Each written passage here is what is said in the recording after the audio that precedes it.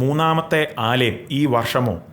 റബി കേസിൻ പല കമൻട്രികളും ജമാട്രിയ കാര്യങ്ങളും എല്ലാം കണക്ട് ചെയ്തിട്ട് പറയുന്നു. ആഴ്ചയിലെ ടോറ വേദഭാഗങ്ങളിലുള്ള വിവിധ സെക്ഷനുകളിലെ വിവിധ എൻകോഡഡായിട്ടുള്ള സംഖ്യകളിലേക്കൊക്കെയും താൻ കണക്ട് ചെയ്യുകയാണ്.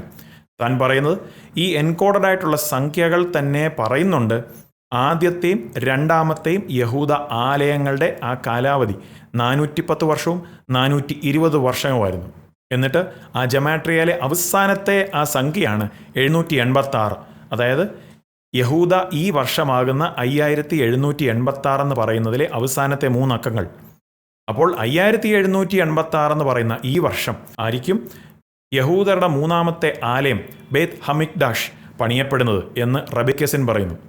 നിങ്ങൾ യാതൊരു വിധത്തിലും സർപ്രൈസ്ഡ് ആകരുത്, ആശ്ചര്യപ്പെടരുത്. ഒരു ദിവസം രാവിലെ എഴുന്നേൽക്കുമ്പോൾ പെട്ടെന്ന് തന്നെ ന്യൂസ് റിപ്പോർട്ട്സ് പറയുന്നത് നിങ്ങൾക്ക് വിശ്വസിക്കാൻ പറ്റാത്ത കാര്യം, യഥാർത്ഥത്തിൽ ടെമ്പിൾ മൗണ്ടിൻ്റെ മുകളിൽ യഹൂദരുടെ മൂന്നാമത്തെ ആലയം സ്ഥിതി ചെയ്യുന്നു എന്ന വാർത്ത കേൾക്കുമ്പോൾ നിങ്ങൾ അതിശയിക്കരുതെന്ന്.